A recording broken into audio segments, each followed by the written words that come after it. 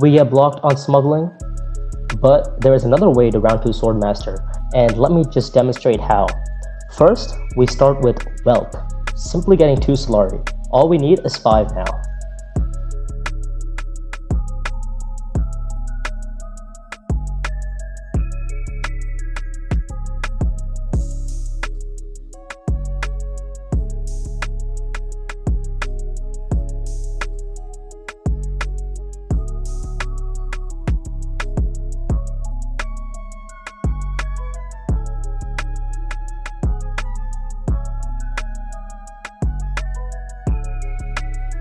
Baron goes Hardy Warriors and puts in for activating his Master Stroke. His Master Stroke ability allows him to get a bump with each of the factions he chooses at the start of the game if he deploys 4 or more troops, and Hardy Warriors is the best path for Baron to do it. So now it's our turn.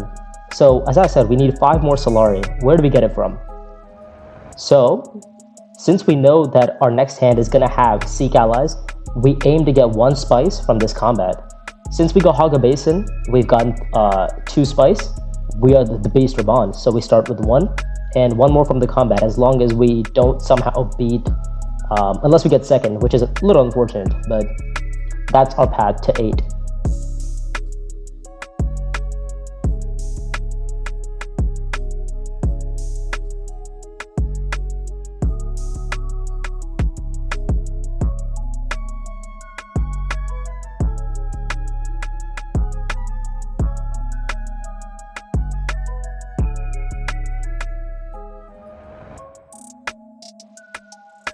It's our reveal turn, and we reveal 1 sword. As long as Ilban has at least 1 sword, we're happy here. And he does. Okay, we picked up the Voice, a pretty good card in general. Allows me to block off a space from other opponents so that we can go there. Ilban picks up Shifting though, which is kind of a good card, and that we're gonna have to be aware of that when we keep playing this game.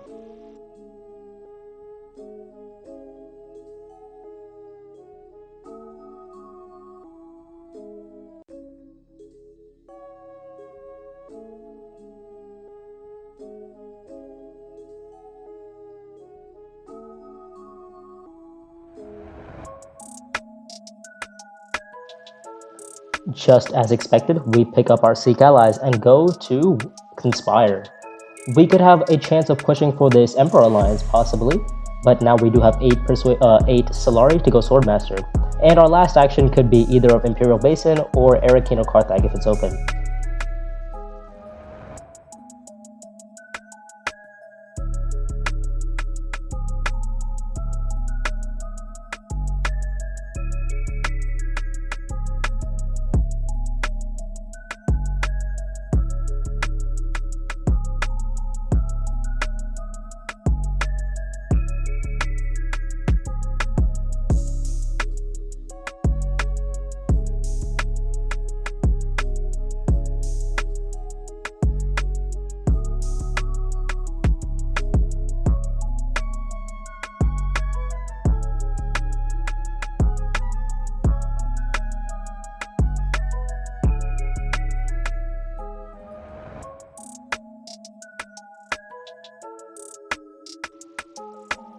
Although we do actually have Swordmaster Solari, is it the best play to go Swordmaster right now? Right, let's think about it, okay? So if we choose to not reveal, if we choose to play our Swordmaster, we'll be last to reveal. However, if we choose to play an action, which I did here, to go Carthag, we're first to reveal, and on the row, there's In the Shadows. As long as nobody else picks up In the Shadows, as long as nobody early reveals for In the Shadows, we should be good here. And I don't think anybody will be. Ilban's gonna go shipping. Baron, well, Baron's probably got the highest chance of early revealing it here. We'll see though. He might choose to go. Okay, he goes to Wealth. So, and the best part about delaying Swordmaster is the fact that nobody else has the Solari to get it. So we deny anybody else the opportunity of getting Swordmaster.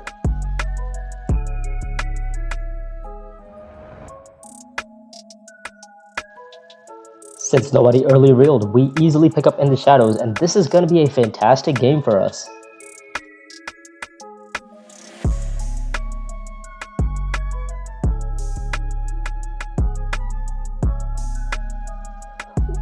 Now both Ilban and the Baron have shifting allegiances.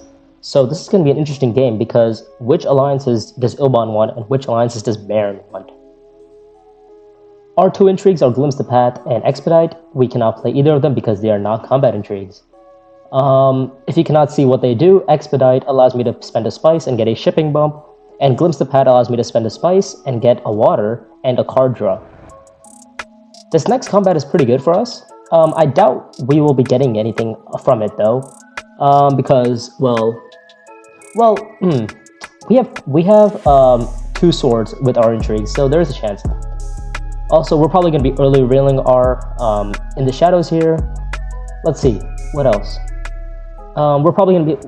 The goal is to play our diplomacy and our ring to Swordmaster, and probably our voice just to mess with people.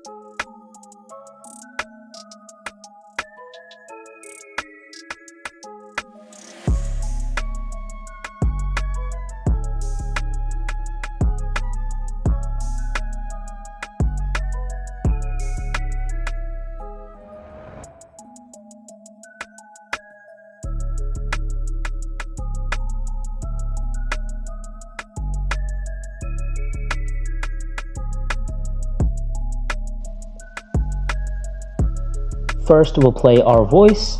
Well,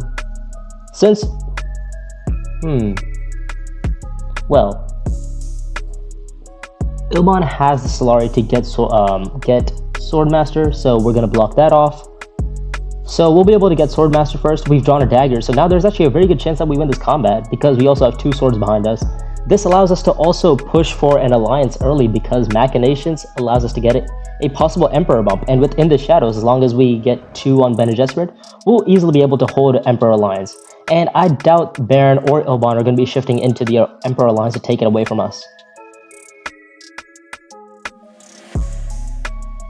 Interesting move from Ilban actually, to go Hardy Warriors when we have an action behind us and we have 3 intrigues behind. Ilban has 0 intrigue, so we can wait for him to reveal and then always out-deploy him because he has no intrigues.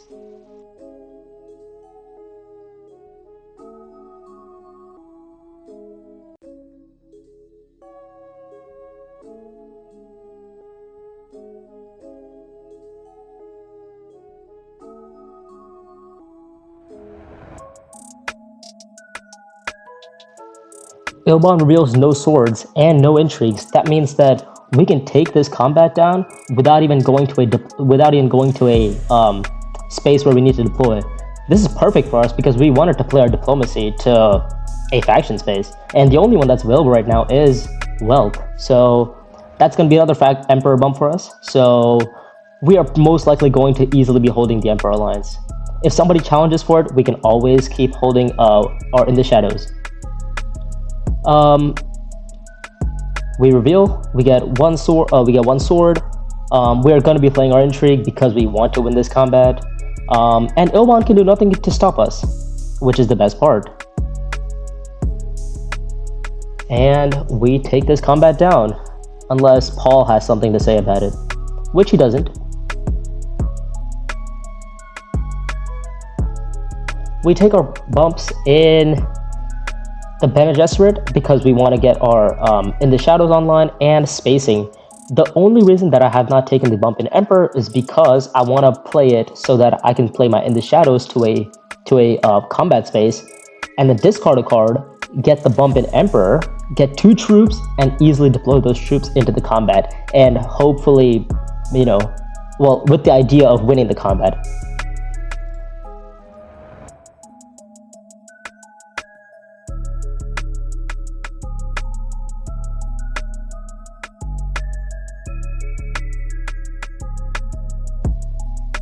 we play Glimpse the Path because there is 4 juicy spice sitting on Imperial base on Haga Basin that nobody is taking. This is good for us and also bad for us because our hand is horrendous. We are hoping to get to Mentat so that we can hopefully draw a better card or even Arakeen. This is gonna be rough because there's a chance we could go to Dreadnought and deploy that Dreadnought with either Karthag or Arakeen. Okay, well, there goes the ability to go Mentat. Wow, another green space is gone. So the only green space that we have available are Dreadnought, and the only other access we have is to blue. Well, okay. Okay, well, yeah, no other choice but to go Dreadnought here, right?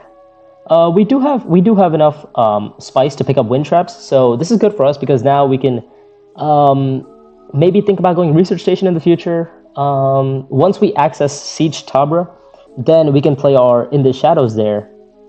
That's an option as well. As long as we're not blocked on both Karthag and Arakeen, I think we'll be fine. Luckily, Ilban decided to not go to Karthag or Arakeen, so we are guaranteed to have access to one of those spaces, so that's good. Let's see where Ilban shifts into. He is gonna go... Does he shift? Okay, he takes it back. Okay, alright, he's gonna play a shifting for later, perhaps. Oh, he's gonna play a shifting into Interstellar Shipping, that's right. Ooh, Chome Directorship for Baron, okay. And this is interesting for us because the Baron has hit 2 on the Emperor, so if he wants to, he could try to take the Emperor Alliance away from us.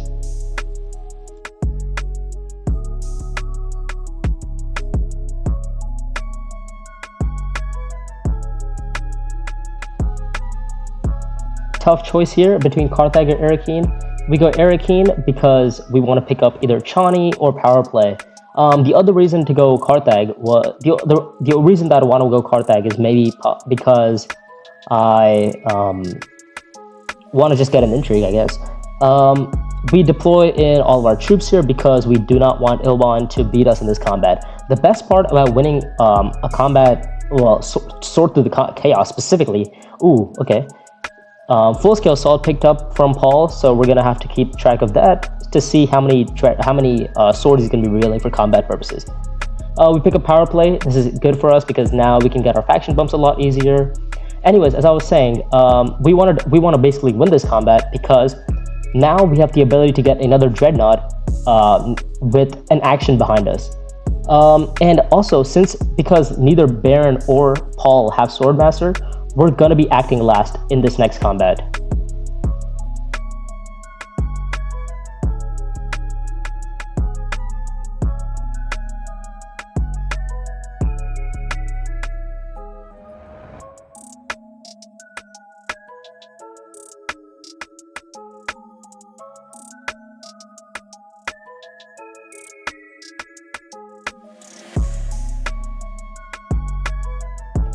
Council Dispensation, not the intrigue we wanted to pick up. Oh my god, this is perfect because Paul has just given up on the ability to pick up 7 juicy spice on the Great Flat. Now we have the ability to go Highliner and possibly even set up for another Highliner right after.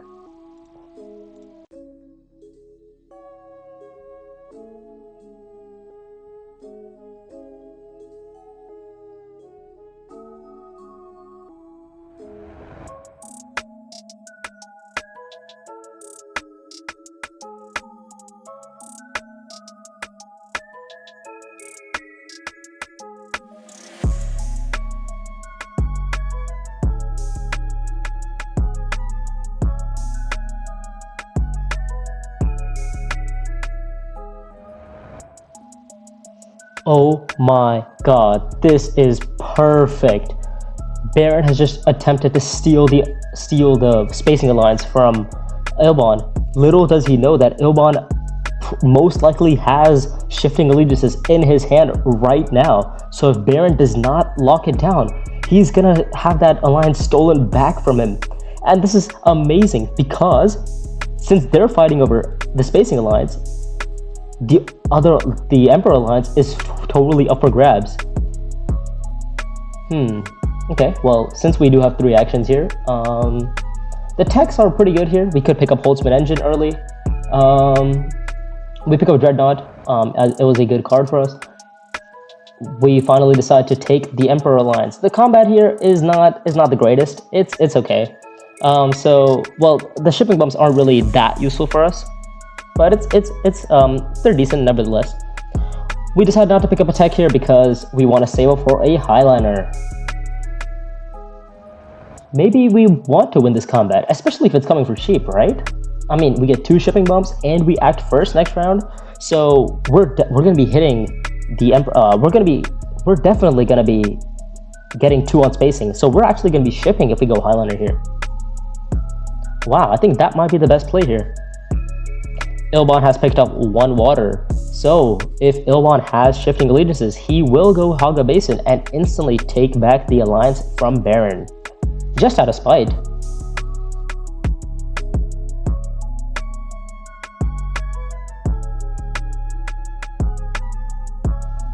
We go Carthag just to wait and see how many troops everybody else is deploying.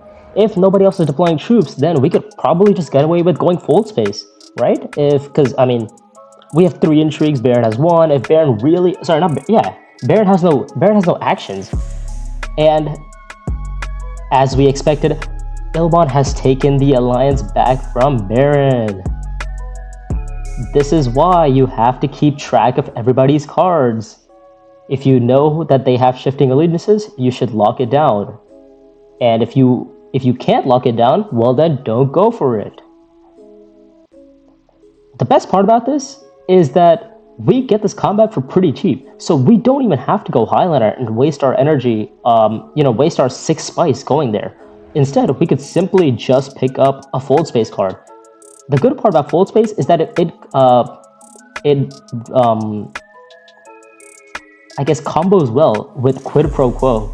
Now we can play our Fold Space and our Diplomacy and then wait until both of our actions are done and then play Quid Pro Quo and get 2 more faction bumps. That's perfect for us because that allows us to possibly challenge for the Benny Alliance and easily pick up the Fremen point. As we expected, we get this combat down for cheap unless Paul wants to have a say, which he doesn't. Wow, okay. We get shipping access.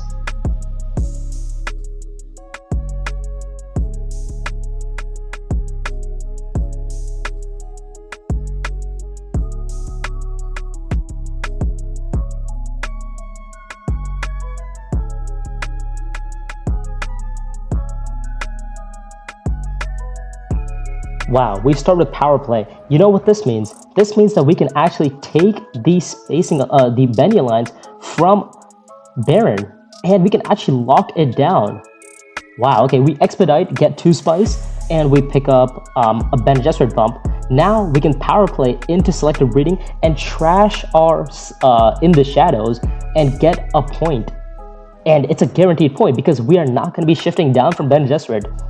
Yes, shipping was good, but it doesn't matter because now we have a point. The whole point of shipping is that it gives you influence bumps. But if you're getting those influence bumps in other places, you might as well take them.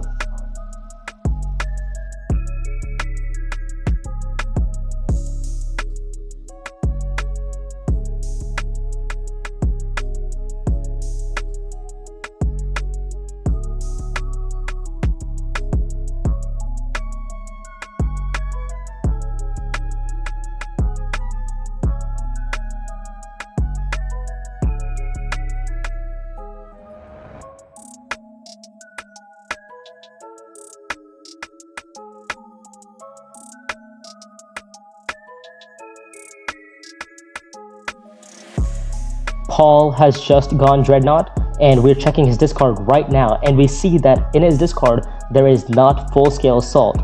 If you've been keeping track of Paul's cards, you should know that full-scale assault is in his hand. And Full Scale Assault reads that you get 3 swords for each dreadnought that you have in this combat. So this is our cue to not go for this combat.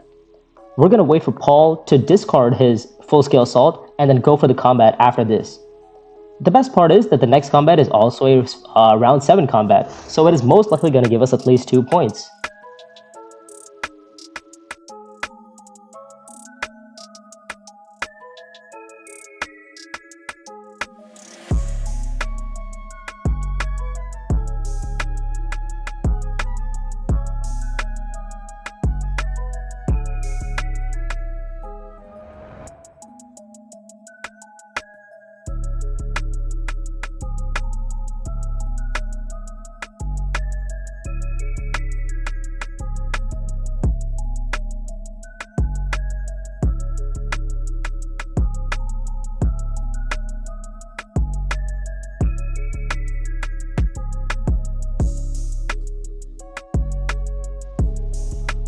This is an interesting choice because we have 9 persuasion, so we could think about early reeling here and getting a spice of slow. But we also know that Holtzman engine is on the tech row, so technically we could play our signet ring to tech negotiation and pick up Holtzman engine. However, if we were hoping to play for next combat, we would have to if we were trying to play for next combat, sorry, Highliner is a possibility. But if we pick up Holtzman here, we give up the ability to go Highliner. And right now, I don't even think it's a bad option because we have so many troops in, and we're going to be getting 2 more. So our whole garrison is full. Going Highliner maybe give us maybe like one or 2 more troops. Otherwise, all of our next actions are simply just going to be going research station, going and deploying as many troops as possible into this combat and attempting to win.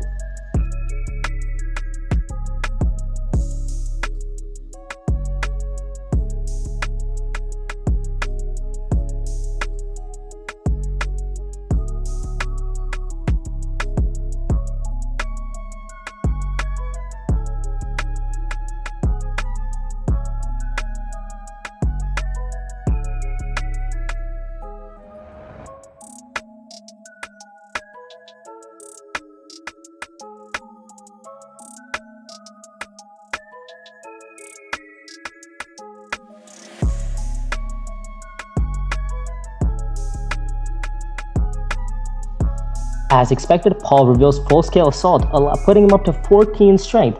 We were not going to be close to beating that, especially with our intrigues here. The good thing is, Counselor's Disposition is actually available for us now because we have High Council. So that is actually a surprise spice that people would not know about.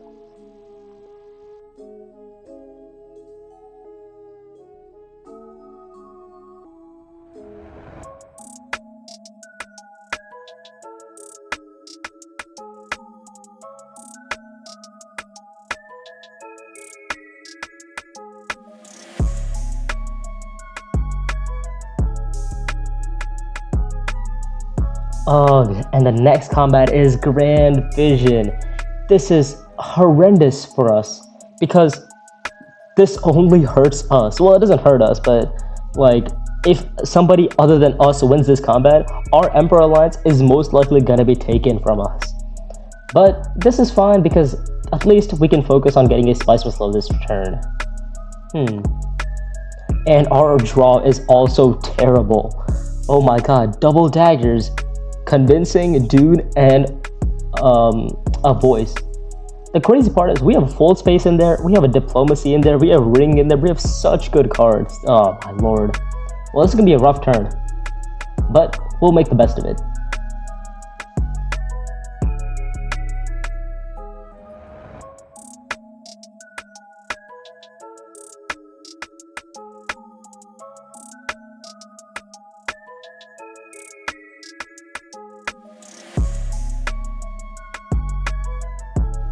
Oh no, Paul has just taken away our only space to draw a card. Our only other option now is the tech squares, where we can go make tech negotiation and pick up hollow projectors and hope and pray that we get a good card here.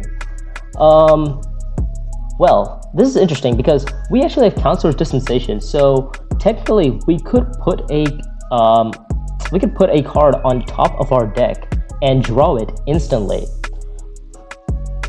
And if you see what's on the row here, you can see that it's Ixian Engineer.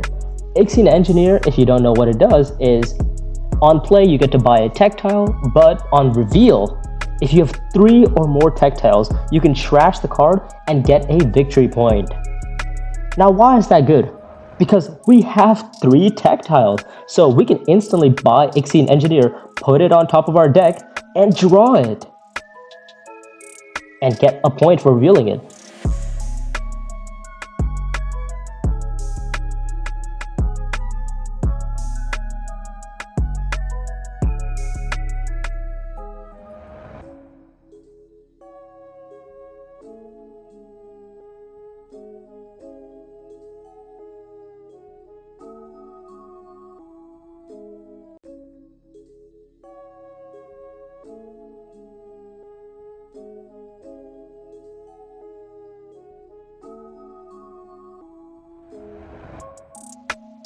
Well, we have 2 actions here, but I think it's better off that we reveal because our next cards are going to be Diplomacy and Fold Space, and we want to really play our Fold Space and our Diplomacy and get Quid Pro Quo off.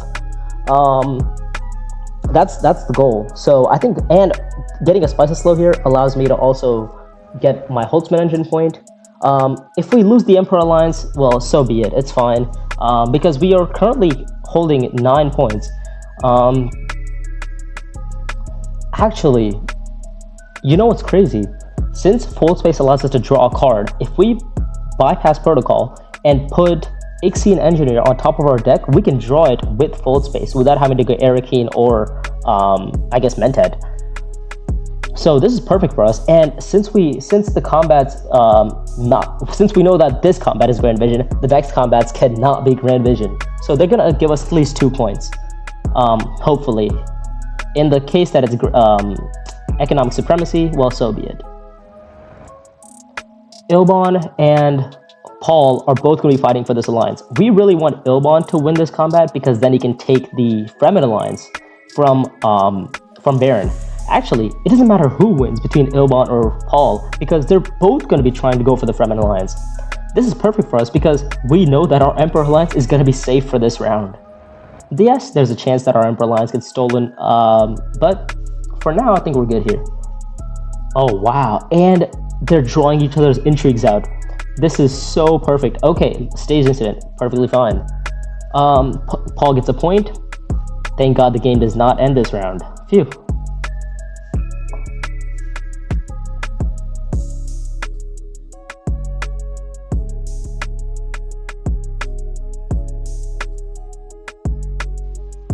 This is perfect because Ilbon has just stolen the Emperor Alliance back from Baron. It is not Baron's day today. He's gotten the Spacing Alliance stolen from him. He's got the Benny Alliance stolen from him. And now he's got the Fremen Alliance stolen from him. This is horrendous day for Baron. Okay, wow. Our hand is looking pretty good here. You know, we have a lot of access here. We also have a lot of ability to do things here. And the combat, thank God, it is not a economic supremacy. So we can win this combat, and we'll be on 10 guaranteed, unless the Emperor Alliance gets stolen in some fashion, which is not completely out of possibilities because there's 2 shifting allegiances going around.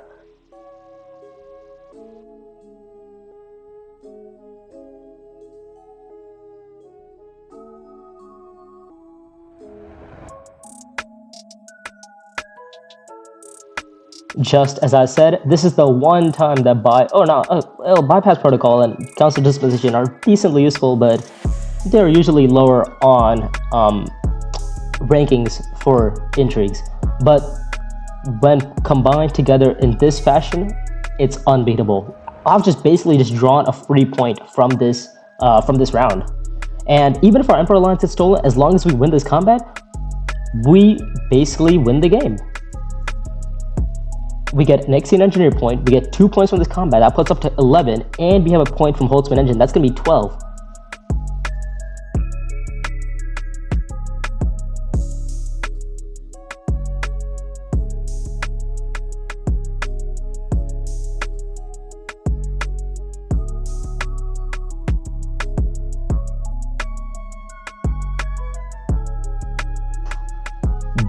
Baron charges us for the Emperor Alliance, and, well, fair enough. If he wants to get the Emperor Alliance this badly, we'll let him have it. Because our focus is completely on combat. Baron only has one action behind him, we have two. So, we could, as long as nobody goes still suits, we could actually pick up our Fremen point there as well. So, this is an interesting choice. So, first we holo projectors because we want to get rid of a card just to see more cards, and we pick up a convincing argument after discarding a convincing argument. Thank God. Okay, now we are pretty much guaranteed to win this combat.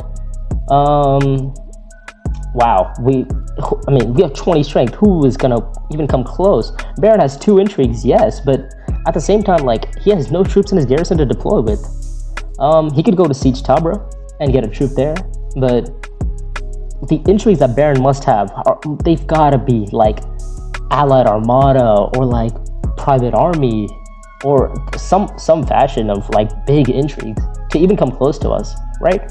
We also have one more action, so we can also deploy more troops if needed.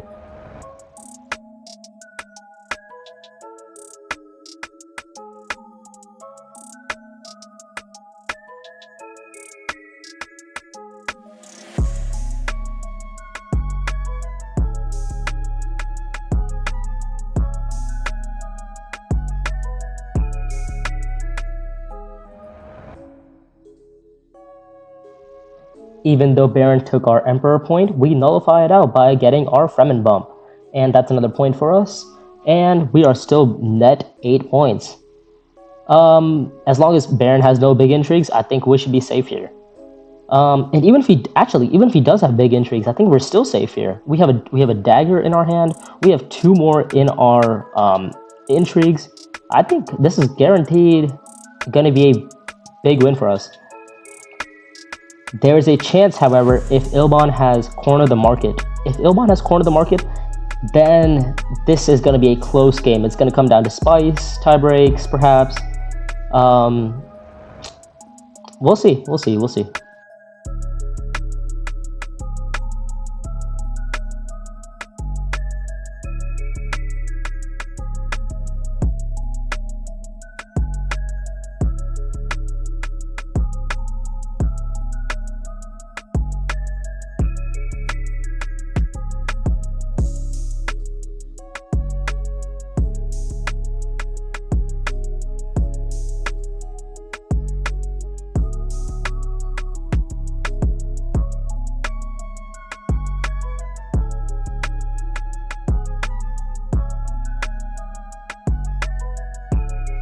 Okay, this definitely certifies our win because even if Ilban has cornered the market, he does not get 2 points off of it because Paul also has the same amount of spice and slows as Ilban.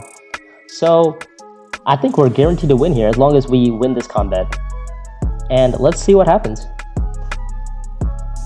Ilban is going to be on 10 points, Baron is going to be on 8. Baron does try to play his intrigues. Okay, here comes Private Army, 18 swords. Let's see what else he's got. He decides to not play anything. He passes. Okay. Ooh, does Paul have a chance of winning this combat? No, he doesn't. He passes. Okay, well, I guess we pass for now, right? Well, I mean, we get 2 Solari for winning this combat, and it's the last round, and we might as well play it. Ilban, if he has an intrigue, sure. I don't think he's coming close to 18 or 27, for that matter, with 1 intrigue. Okay.